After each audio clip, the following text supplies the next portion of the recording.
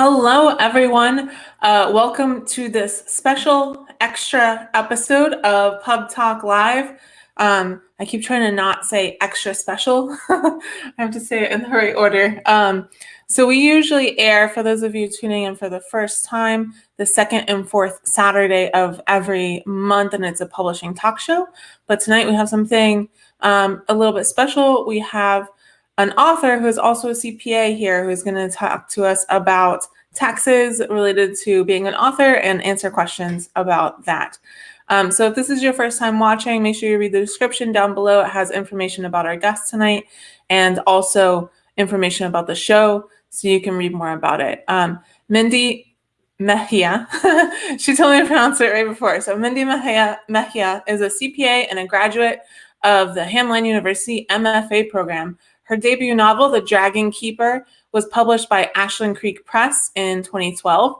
She lives in the Twin Cities with her family and is the author of Everything You Want Me to Be, Leave No Trace, and Strike Me Down, releasing April 7th. So please welcome Mindy.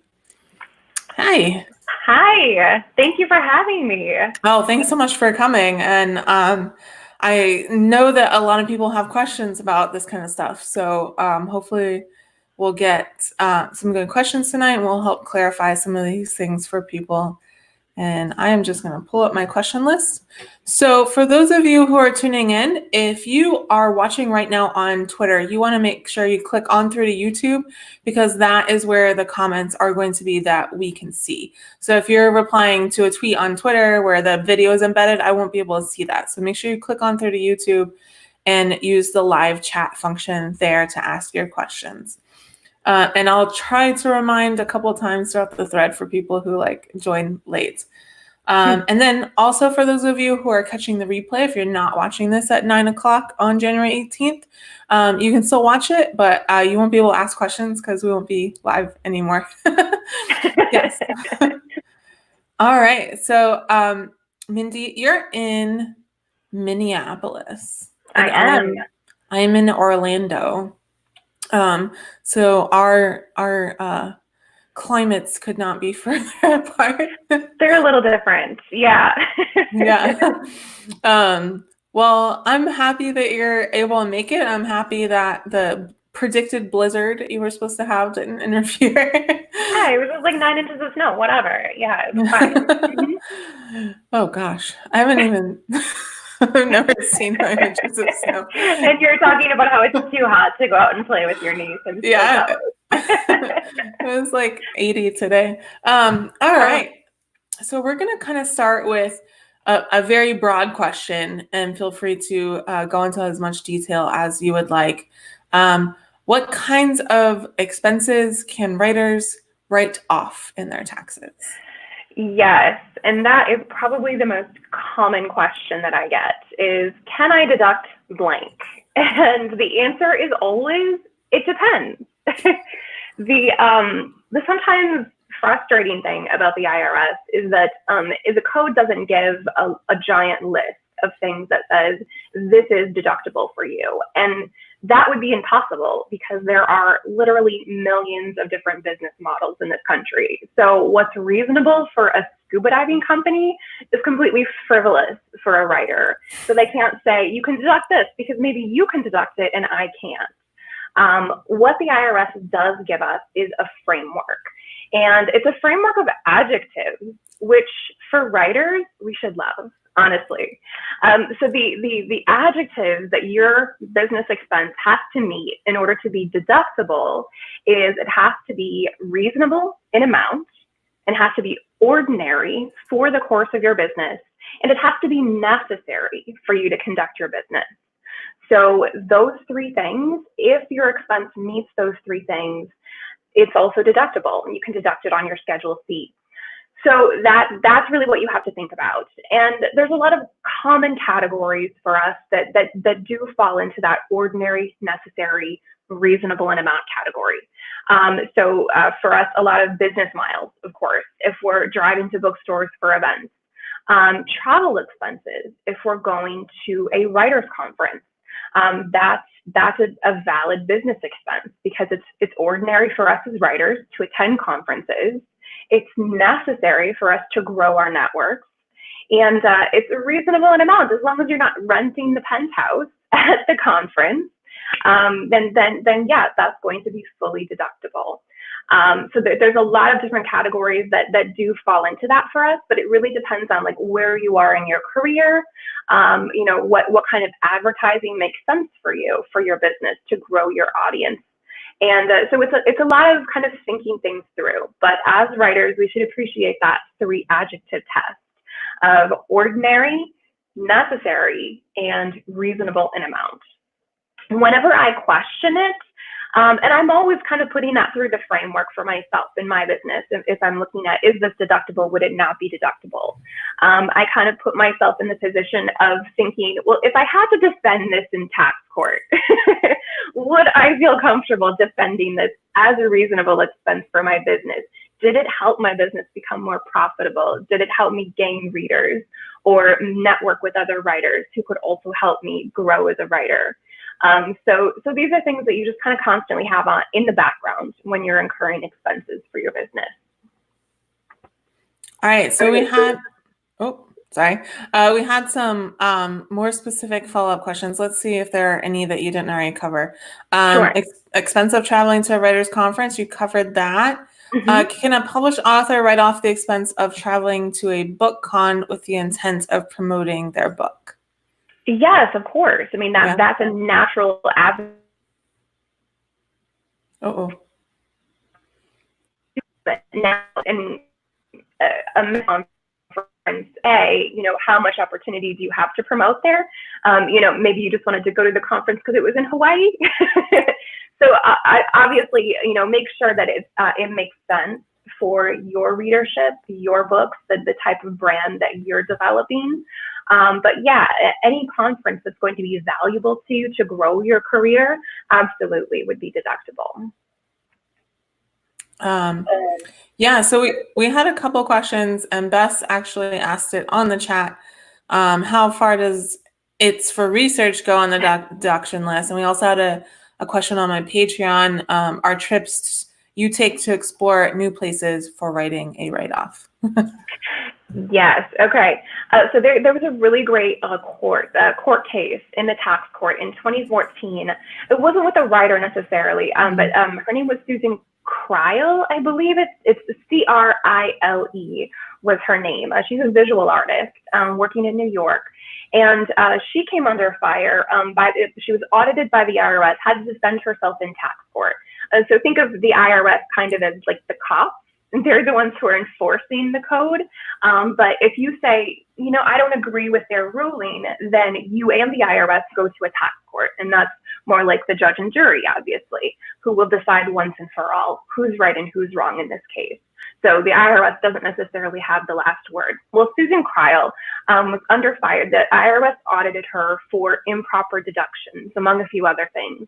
And she was deducting all sorts of things. We don't have all of the details in the tax court memo, but things like tips to her doorman, trips to the opera, because as a visual artist, her case was anything could inspire my next series of pieces, which is true. But certain expenses are considered inherently personal, things that you would pay for anyway. Like if, say, I'm going on a book tour and I think, well, I need an entirely new wardrobe for this book tour, right? That's not a business expense.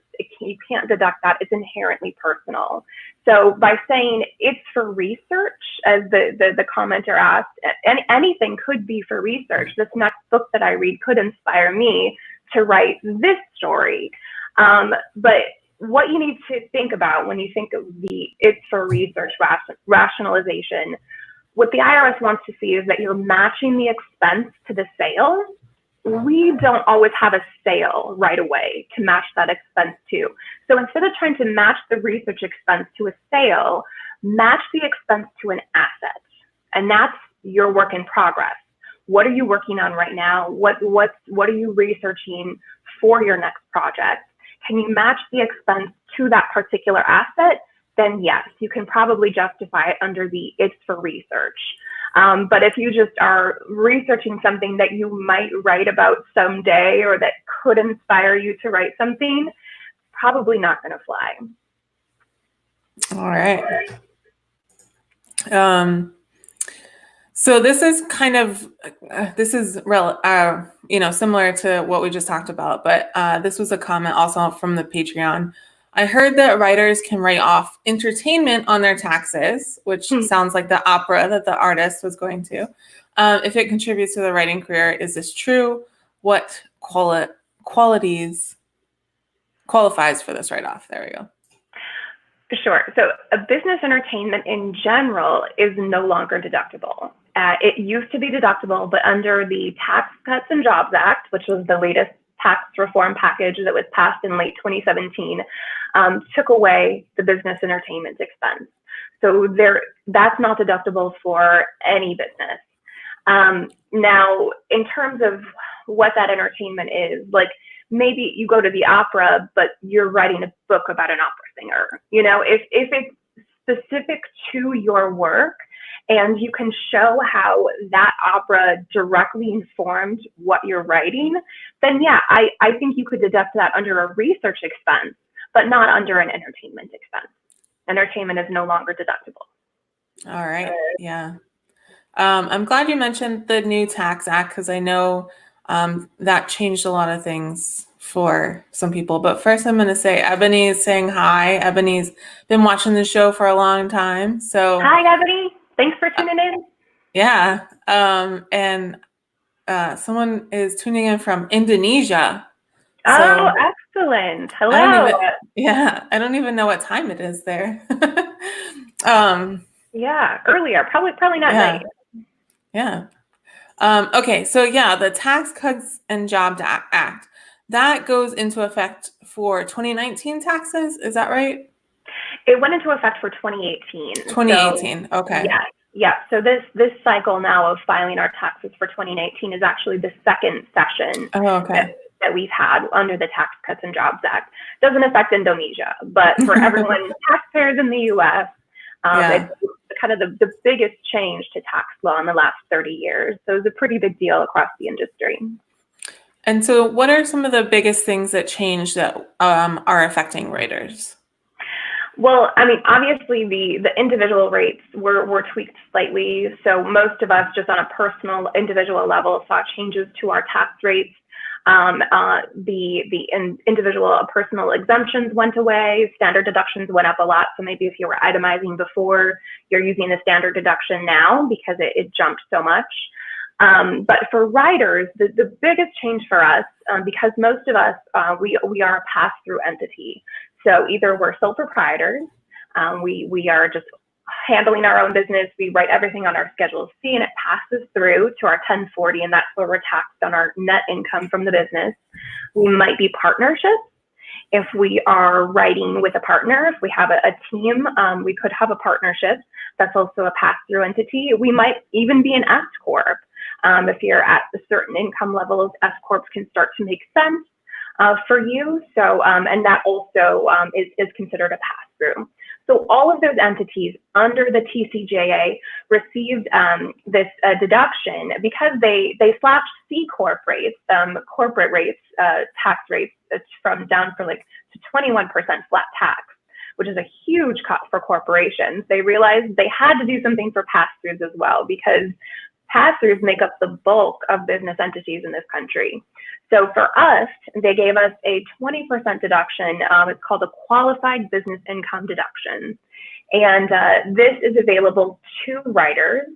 There are certain trades and businesses called specified service trades and businesses that don't get to take this deduction over a certain income level. That is not us. There was concern for a while because this law came through so quickly and there was so little guidance around it. People didn't know who was going to get this deduction. Well, don't worry, writers get it. So we can take the 20% QBI deduction. So that's 20% of your taxable income, which is a deduction for income tax. Now, obviously, we pay both income tax and self-employment tax. So the 20% deduction is just for the income tax portion. It doesn't affect your self-employment taxes. And that's 20% of your qualified business income up to taxable income of $160,000 in 2019 for a single filer, and it's a check for 2019, $321,400 for married filing joints. So up to a pretty significant income level, you can take that 20% deduction without worrying about any phase outs. Okay. Yeah, a lot of us aren't making that much from writing. Yeah, most of us don't need to worry about what happens above that. Yeah. I mean, it would be nice to have to worry about that. It is a problem to have. Yes. So they said it is tomorrow morning at 10 a.m. in Indonesia. Tomorrow. Oh, excellent. So they're joining us from the future.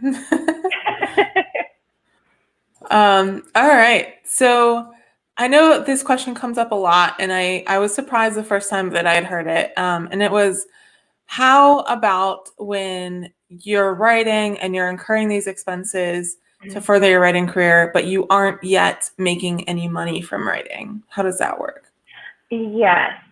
So when you're starting out in a business, all businesses are going to have startup expenses. That's just kind of the nature of running a business. You're going to have expense first before you can start making sales and turn profit.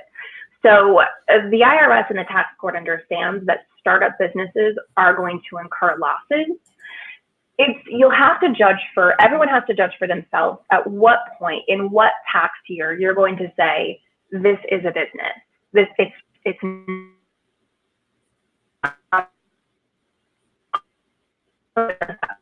I'm in a business of writing books, selling them for profit. And that's an important distinction because if you are in the business of writing, you can deduct your expenses. You can deduct losses. If you are a hobby writer, you cannot deduct expenses. You can't deduct your losses. You used to be able to deduct hobby expenses, but under TCJA, that went away. So there's no more deduction for hobby expenses. So it's advantageous for us to consider ourselves writers as a form of business, because we can then recognize our expenses and deduct losses.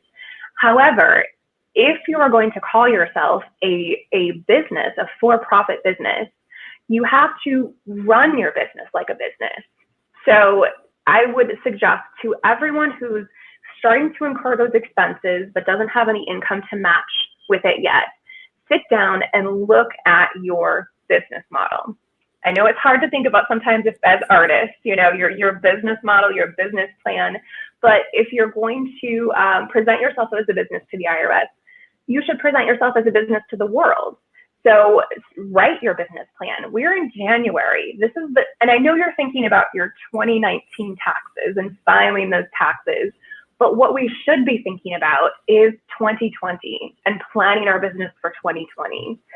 So if you don't have a business plan, a written business plan, that I strongly encourage you to write one. And it can be so simple. Write down what you're going to produce this year. Are you going to finish your book this year? Do you have a finished book that you're going to try to sell this year? What's your strategy for selling it? Who are you going to query? Who are your mentors? So write this all down. Give yourself metrics. Conduct your business like a business. And then I would also say, so once you have a business plan, you have a business model, go ahead. Don't be afraid to say, this is the year I started my business. I'm going to be putting my expenses on my Schedule C, even though I don't have income to match to it yet. The IRS generally is going to be looking, the general rule to determine whether you have a business or a hobby is if in the last 5 tax years, you were profitable for 3 out of those 5 years. So they'll give you a few years to kind of get started, get rolling, start making some income and try to turn that profit. Again, startup businesses usually incur losses. Everyone understands that. So don't be afraid to pull that trigger, but do work on that every year to try to start getting income to come in. If you're not successful going a certain route, the querying's not working, can you switch your strategy? Can you start looking at book contests, small publishers that don't need an agent maybe to take a look at your manuscript? consider self-publishing. They also want to see that you are looking to position yourself and change your business strategy in order to become profitable, rather than just doing the same thing year in, year out and incurring those expenses and losses. That tends not to fly in tax court. They want to see that you are changing your strategy, that you're trying to be competitive. So if you're not profitable in 3 of those last 5 years, that still does not mean that you're a hobby. The IRS might try to come in and say, hey, we think this is a hobby, but you can just say, nope, it's a business. What you'll do is you'll go to tax court and they'll look at a set of 9 factors to decide whether or not you have a writing as a business or writing as a hobby. Only 2 of those factors have any sort of basis in your finances and how profitable you were, and how many years you actually made a profit. The other 7 factors are entirely about how you conduct your business. How much time are you spending on your business? Are you seeking out experts, mentors? Are you recognized as somebody who has gotten good reviews, who has been published, who's gotten blurbs? They're looking at all sorts of factors. And what they do tend to look at, there's no magic formula for how they weight every factor. But in the cases that we've seen go to tax court with artists, they do heavily weigh that business plan. They do look at the business plan to see how seriously you're taking this as a business. So I won't say it again, but that's one of the things that I always encourage writers to have. So January, it's business planning season. Yeah. So when you say profitable, that just means like your income is more than your expenses? Exactly. Or, yeah. Okay. Yeah, So there's no yeah. like ratio or anything. It just has to be more. No, very, very simple formula. You've got Okay.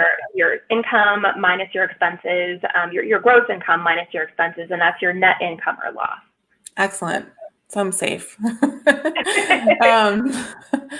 So what happened? So like this business, as you know, because you're also an author, is hard and unpredictable, right? So what happens if a person decides this is going to be a business and they do all that and they start, going to conferences and incurring these expenses, and then after 3 years, for example, 3 or 4 years, they just decide it's too hard and they don't want to do it anymore. What happens at that point?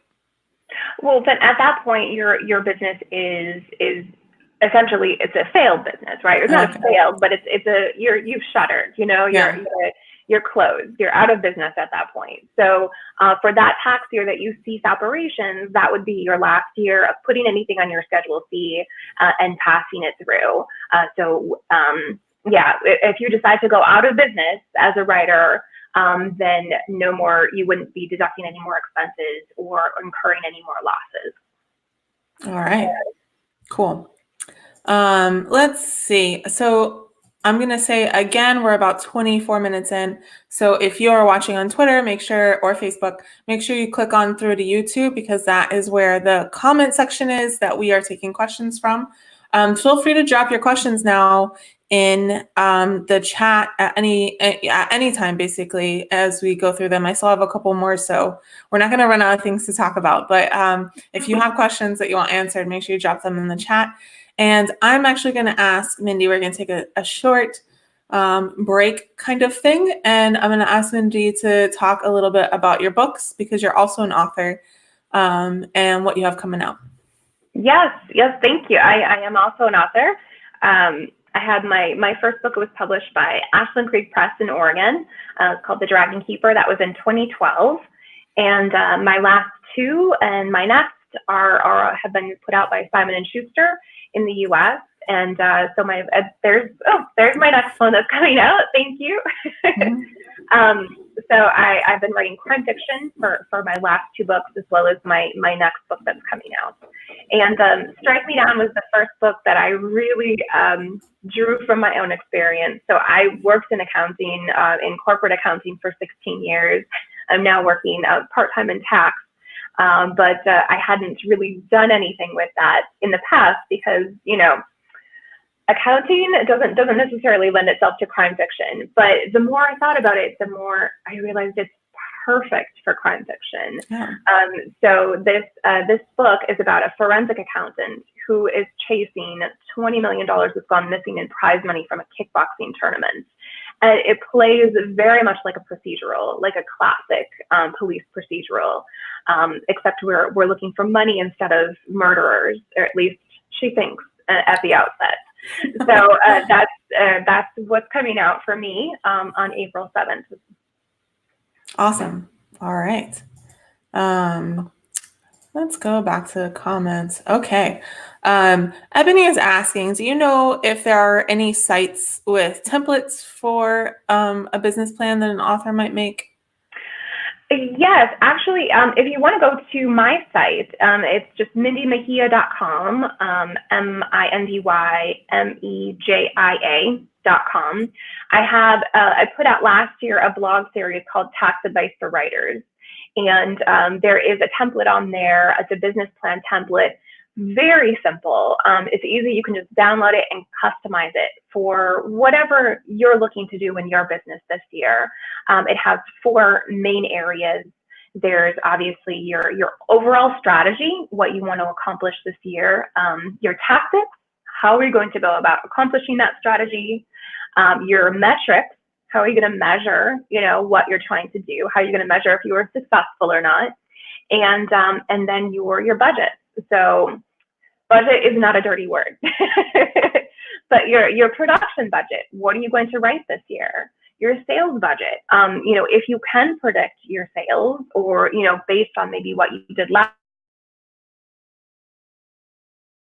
year as writers to predict what we're going to sell. But, if you can try to start putting numbers around that. And then if you are getting into that area where you would have to make estimated tax payments, which is if you expect to owe more than $1,000 at the end of the year, beyond your W-2 withholdings, then you do need to make estimated tax payments throughout the year. And just putting budgets together helps you decide what you need to pay at those 4 quarterly marks. All right. And I actually have that blog series listed at the bottom of the description of this on YouTube. Yeah, so people can just find it right there. Great. So you mentioned estimated taxes. So that's another thing that I wanted to talk about. Mm-hmm. And so is it $1,000? You expect to pay $1,000 in taxes? Is that what it is? If you expect, so at the end of the year, so at the end of 2019, let's say, if you expect that you will owe an additional $1,000 in tax beyond what you've had withheld from like an employer paycheck, okay, then you would have been subject to pay the estimated taxes, and you should have made those payments throughout the year. Typically, April 15th, June 15th, September 15th, and then January 15th are the 4 milestones for when those are due, and that's both federal and state. So you'll have to make payments to both jurisdictions. Okay. Yeah, because I had that question because I didn't have a book come out this year, and so the taxes that I will owe based on my author stuff and all my writing stuff will be basically I'll probably zero out. Like I probably won't get a refund. And so it's not expected to be more than $1,000. So I was like, I don't think I should have paid them, but right. But also as an author, you never know because like maybe your book will randomly take off, So. Well, yeah, and what if you get a contract in October, and in advance in December? Well, you didn't know that in January, The IRS wants you to kind of spread your taxes over those 4 payments, but if you can't predict, at the end of the year, what that income is going to be, there are ways, there's forms you can file to, kind of ask for forgiveness for that. Okay. Say, look, I didn't know I was going to have this income coming in. Just pay if you say you have that surprise payment in December that you didn't think was going to come in, you could just make your Q4 estimated tax payments and, pay what you believe you're going to owe on that amount in Q4, and then go ahead and file your taxes. All right. Cool. So if everyone gets a contract in October, Yes, yes. cross your fingers, right? Right, exactly. Yeah. All right. We have a viewer question.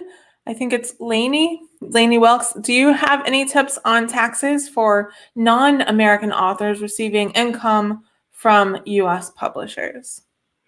Yeah, so when you're getting income from a U.S. publisher, is that coming through your home country's, your agent in your home country?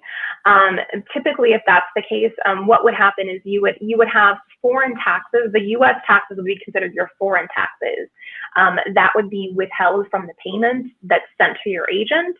And then when you get your tax form from your agent at the end of the year, you'll see those foreign taxes that were withheld. And there's going to be a place for you. Worldwide, we try to avoid double taxation. So depending on your country, there's probably a place where you can deduct the foreign taxes that were paid. Or either in the US, we have the option of taking a credit or a deduction for foreign taxes that are paid to avoid that double taxation on it. And typically, I would imagine that would be available in your country as well, wherever that is. So then vice versa, if we sold a book in France or Germany or whatever, it would be similar. Exactly. Yes. Yeah. The French publisher would withhold the tax that's due there, and then you would get the net afterwards. And at the end of the year, you'll get a summary from your agent that shows you, okay, this is how much I paid in French tax, and you just deduct that or take that credit on your U.S. tax return. All right. Ebony said, "Yay for surprise payments." We can all hope, right? It's a good problem to have, I guess. Yes, we'll take it. Yeah. So what are the tax advantages, if any, of creating like an LLC, or you mentioned an S Corp earlier, for your writing efforts? Sure. That's a great question. A lot of people do ask me about LLCs for writing. And LLC is a limited liability company. So what it does is it takes the limited liability that you receive from being a corporation, that advantage, with the flexibility of operating as more of a pass-through. The thing about LLCs, though, is they are not a tax entity. So the IRS calls them a disregarded entity. It's a state-level entity. LLCs are governed by state law. And so on a federal level, they don't exist. If you are an LLC as a writer, there are other advantages to being an LLC. And it can also help prove your case if you have that profitability issue, to show that you're taking this business seriously, you're treating it as a business. So it can play really well in tax court to say, look, I'm an LLC, I'm working as a business to try to make this writing profitable. But LLCs as a tax entity, what you would do is you check a box to say you want to be taxed as a sole proprietorship or as a C Corp. So we're always going to be taxed as a sole proprietorship. Don't ever check the C Corp box. So for tax purposes, LLCs are taxed as sole proprietorships, or they could be partnerships if you have more than one member in your LLC. But most of us as writers would be sole member LLCs, which you have to check with your individual state to see if that is something that is allowed. Most states do. So that's an LLC. The S Corp, where it becomes an advantage to be an S Corp as a writer, is largely self-employment taxes.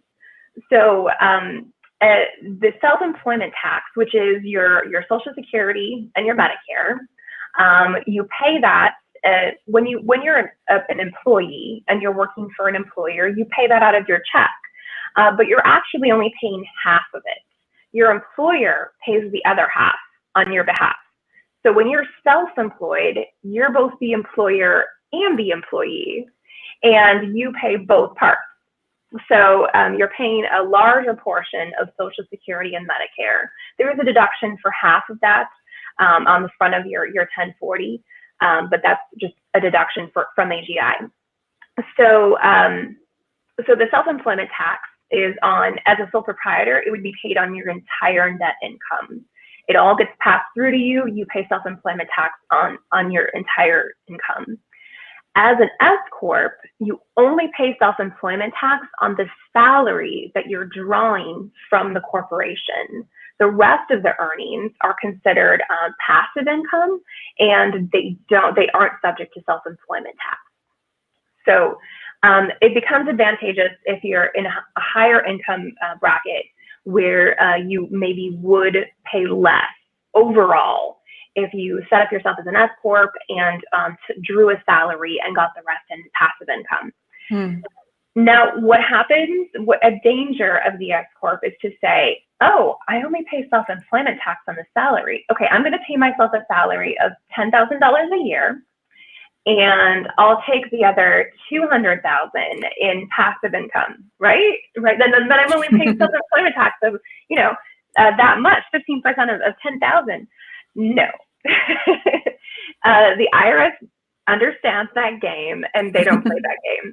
So you have to pay yourself what's called a reasonable salary, and that's reasonable for your industry, for your region, your marketplace. Typically, what we've seen is that around $50,000 is a pretty good number for a reasonable salary that's usually going to hold up in tax court. So you have to pay yourself reasonable compensation, pay self-employment tax on that reasonable compensation. So that's where an S Corp can be an advantage. I just did a seminar on taxes the other day where another writer mentioned that S Corp she has an S Corp. It's not so much about the taxes, but her international sales. So an LLC, since that's governed by the state, not on a federal, as a valid business entity by international companies. You kind of went out for a couple of seconds. So can you go back just a little am I back? bit? Yeah, you're back now. Yeah. I got LLC is recognized by a state, and then nothing after that. Right. So since LLCs are not recognized at a federal level, they're often not recognized by other countries. So if you're an author that's selling internationally and you're making deals with international publishers, they would recognize an S Corp much easier than they would recognize an LLC as a valid entity that they would do business with. Gotcha. So while you were talking, I just remembered an audiobook that I listened to last year. It was Financial Freedom. So it's one of these like retire early, books. And they had mentioned something about it allowed them to open up a different retirement account as well. Yes, if you're self-employed or if you're an S Corp, or I can't remember exactly. Okay. Yeah. You kind of open up. There's actually a lot of options for us to open retirement plans as writers, as self-employed individuals. So you can always open an IRA, an independent retirement account. So you can always do that to open that, which is deductible. A traditional IRA is deductible on your taxes, and then you defer your tax liability to when you retire and start drawing out of it. There are individual 401ks now. So if you are self-employed, if you're a sole proprietorship, you can open a 401k that's just a sole beneficiary 401k for yourself. So that's available for us as well, which hadn't been in prior years. There's a lot of different options, and I would suggest, if you're looking at what's best for you, talk to a financial advisor to see, what your goals are, and what would be best for your business and how much you're planning on saving. But that's a great way to reduce your taxes as well. If you have the cash to invest in yourself, invest in your retirement. That's a deduction for AGI. So it's deferred taxes until you actually retire. You can also, if you have a high deductible health insurance plan, you can maximize your HSA contributions as well. And that's an investment in yourself. That's never taxable, both when you put it in, it's tax deductible. And when you take it out later, it's tax-free for medical expenses. Mm-hmm. So definitely maximize those areas too, if you can. Yeah. Bess asked, are either of you LLCs or S Corps? I am not. No, I am not either. I'm a sole proprietor. I have looked into it a little bit and tried to learn a little bit about it in the case that it does become more advantageous for me. Mm-hmm. I know a couple people are LLCs and they're not looking so much at the tax benefits so much as like the legal protection of their assets in case they get sued, basically. Right. Sure. And there are people, I mean, that's one of the big advantages for small businesses to be an LLC. It does limit your personal liability for business debt or for business risk. As writers, we don't have a lot of business debt. We shouldn't, I wouldn't think. And we probably don't have a lot of liability in the business itself. Unless you're writing really inflammatory, controversial things that you think you get sued for.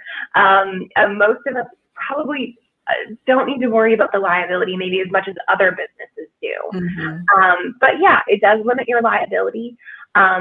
I would say if you're thinking of setting yourself up as a limited liability company, the key is to separate your business from your personal assets and expenses. So that means separate accounts, a separate bank account. You will have to have a board, you'll have to have meeting minutes, you'll have to conduct this as a corporation. And you'll have to be able to document that and show that everything has been separated. Don't pay your electric bill out of your business account. Don't take draws from it and move it to your personal accounts and then do your business from there, your personal business. So definitely keep everything separate. Make sure that you read up on the LLC rules for your individual state to make sure that you are complying with the rules. Because if you are commingling your assets, and then somebody does come after, say they sue you for some reason, and you go to court with them, a judge could look and say, well, you're using your business like a personal bank account. This isn't a separate entity, it's you, and therefore you're going to be personally liable. That's what they call piercing the corporate veil. So make sure that if you are an LLC, everything is separate and follow the rules of your state. Nice, that's good to know. Even if you're just sole proprietor, do you think it's advantageous to have like a separate account or a separate credit card for author expenses? Absolutely. Do yourself a favor. There are writers who are scrambling right now to try to figure out where all those expenses were and like all the, don't do that to yourself. If you don't have a separate checking account, get a credit card. Get a credit card that's just for your business. Pay it off every month. Don't pay interest. But then at the end of the year, if for some reason you're not looking at your receipts and organizing everything on a bi-weekly basis, then you've got one place to look where all your expenses are, and it's going to save you so many headaches. Also, have a designated place. If you don't have a home office, like a designated exclusive use home office, make sure you at least have a designated exclusive use space where you can keep all your receipts and all your logs of where you drove, your business miles. If you're not using software, you don't have to. I use the self-employed QuickBooks application, which I really love. It's online. I can track my miles super easily. I have a checking account that automatically downloads into it, so I can just log in and go, okay, this was a meal expense, this was research, this was this, and just categorize everything, write a note on it, and I'm done. So make this as easy as possible on yourself. Just develop a system, whatever system is going to work for you, but keep things segregated from the rest of your life. As a sole proprietor, yes, financially, it's all commingled, but for administrative purposes, just keep it separate. It's going to help you in the long run. Yeah, I'm one of those weird people that actually does like keep track of my expenses throughout the year. So, Yes, yes. but it just makes it so much easier this time of year. Right, exactly. And I know my memory is terrible. So I'm not going Yes. to remember like the trip I took to the post office 4 weeks ago to deliver ARCs, to some book bloggers. Like I have no idea that even happened now. I have to write that down and log it within a week or two. And then the biggest source of lost deductions, I will say, is forgetful business owners. Yeah. You forget what you spent in January when you're trying to figure it out again next January. So yeah, I'm so glad that you are keeping track of it on a more regular basis. That's what we should all be doing because that's Yeah. I just use Excel though. yeah. Mm-hmm. But like I'm an engineer and I'm like super comfortable in Excel and can make it do the things that I want it to do. But if you want to learn about QuickBooks, most libraries have classes in QuickBooks. So if you're wanting Oh, to learn more about it, yeah, check that yes, out. yes. And the self-employed application is so easy. It's really, really designed for self-employed individuals, not even like small business Yeah. QuickBooks applications. Like there's no debits and credits. Don't worry about that. It's just here's what I spent, here's what the income that came in. It's really straightforward. And there's also Wave, Zero. There's a lot of other options out there. Mm-hmm. I worked on Excel for a number of years, and I didn't need anything else. It was just when I kind of wanted to see what else was out there that I moved over to QuickBooks. Yeah. We should probably talk about, by the way, we have about 10 minutes left. So if you have any questions, make sure you get them in. But I was thinking we should probably talk about home office expense. Yes, yes. Okay. So the home office expense is absolutely available to us as writers. If you do take the home office deduction,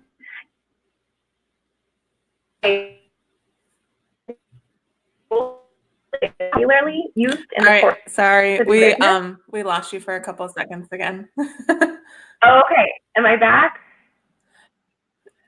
Yeah, so all I heard was if you do take the home office deduction, nothing after that. So sorry. Okay. So for the home office deduction, it has to be a space in your home that you use regularly in the course of your business, and it has to be exclusively used for your business. So it can't be your guest bedroom / your office. It can't be your kitchen / your office. It has to be just your office. So there's two methods to using the deduction. You can use the simplified method, which is just the square footage of the office itself times, in 2019, I think it's $5 a square foot, and that's for a deduction of up to a maximum of $1,500 that you would deduct, and that's on your Schedule C. If you take, and that's just the simplified method. It's an easy way to go. Just measure off your office, times it by $5, and you're good. If you go the other route, then you would actually take all of your expenses for your home and prorate it for the percent of your house that's used for your office. So like your utilities, your heat, all the things that you need for your entire house. If you do like a repair to your roof, your interest that you pay on your mortgage, that can also all be prorated. And then you take the portion of it that's attributable to the space used for your office, and that becomes your deduction. I usually use the simplified method for business miles because I don't track all my actual expenses on my car. But for the home office, I do go through that actual expense just because I do get a bigger deduction than I would if I used the simplified. So if you have the time and bandwidth, calculate it both ways and take the way that gets you a bigger deduction. Don't pay more tax than you have to. That's good. Okay, cool.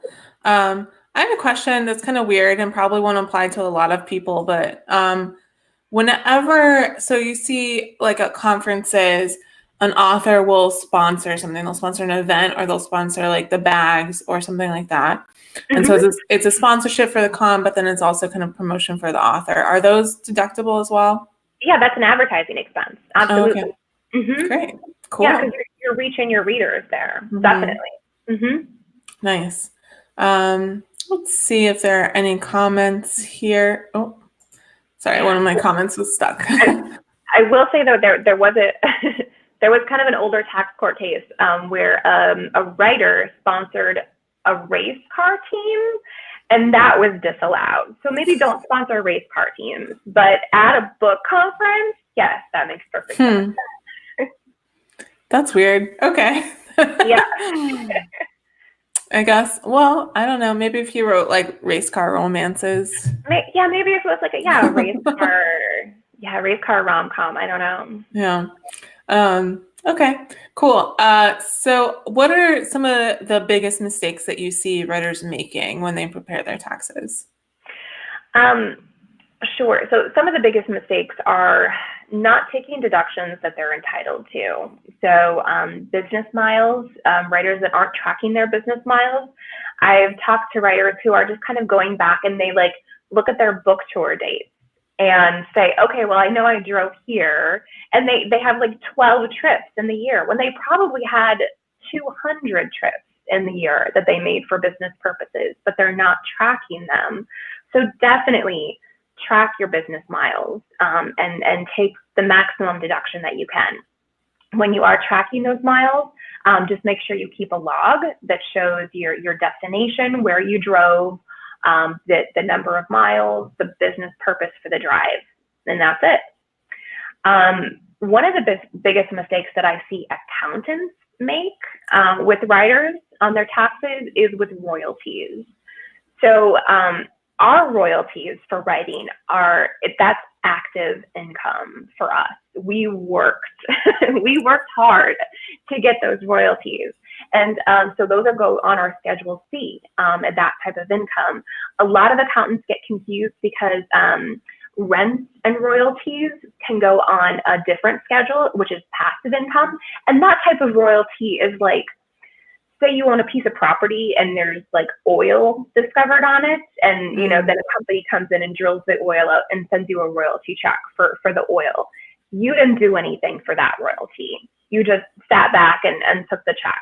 So that's passive income. That's the kind of royalties that most accountants are used to seeing. So they'll put that on a schedule that's for passive income, and then it's not subject to self-employment tax.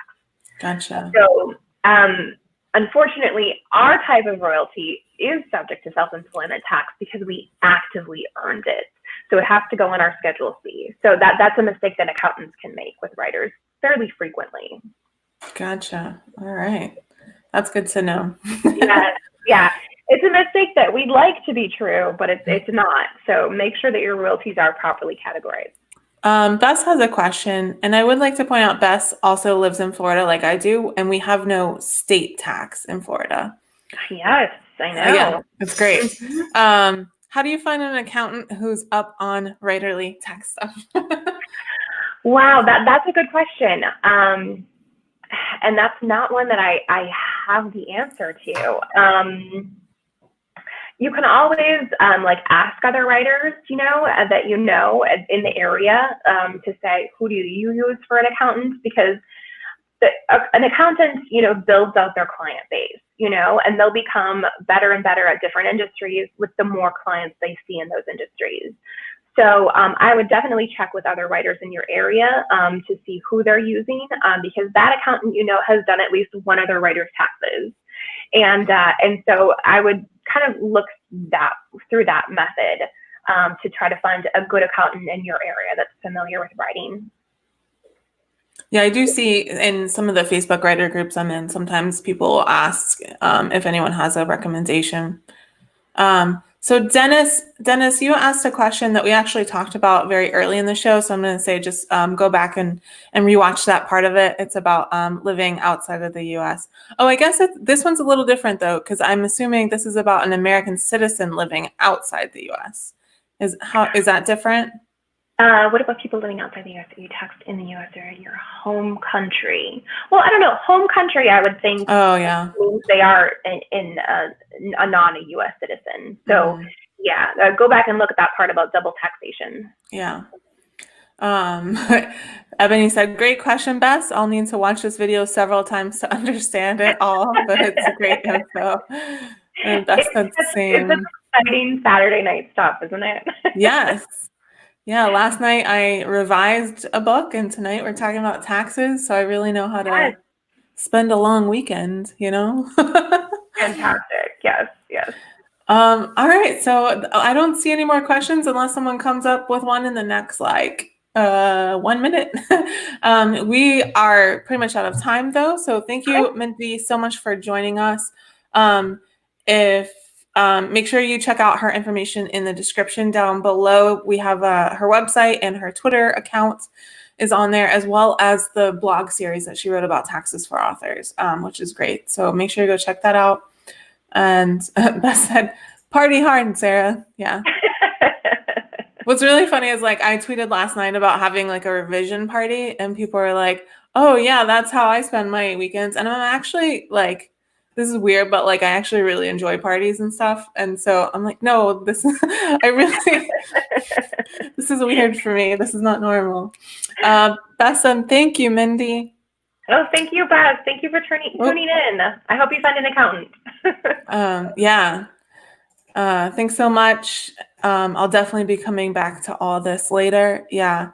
And I currently do my own taxes, but eventually I hope to earn enough from writing to justify hiring someone to do them.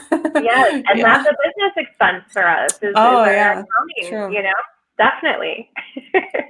Yeah, my mom used to be an accountant, so I learned a bit from her when I was younger, but excellent.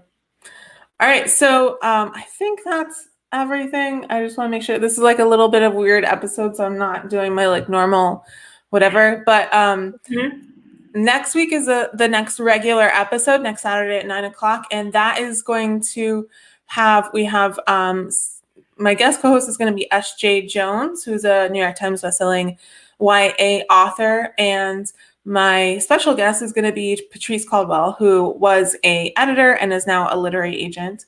So make sure you tune in next week for that. Check out the rest of, Beth said Mindy is speaking to the Citrus Crime Writers next month. Awesome. Yes, that's right. And cool. Or the Sisters in Crime. Mm-hmm. Yeah. That's cool. I'm going to be speaking there in March, I think. Beth said Orlando should come to that too. Yeah, so if you still have questions, you can come to that as well. I'm trying to do my regular outro, but I'm just kind of not in my normal frame. But yeah, make sure you tune in next week. If you haven't caught any episodes of the show before, make sure you go back and watch some of them. Some of them are more business oriented and some of them are craft oriented. So the one last week with Rachel Hartman tended to, we had a lot more craft conversation. So it's just kind of what you're looking for. And you can check out the website at pubtalk.live. And also the social media info for PubTalk is in the description as well as the Patreon. So thank y'all so much for joining us on Saturday night tax talk. And thank you, Mindy, as well. And yes, thank you for having me. I am going to play our outro, but Mindy, if you want to stay for a couple minutes, I'll talk to you right after I end the broadcast. Okay? Okay, great. Cool. And I just gotta change some things.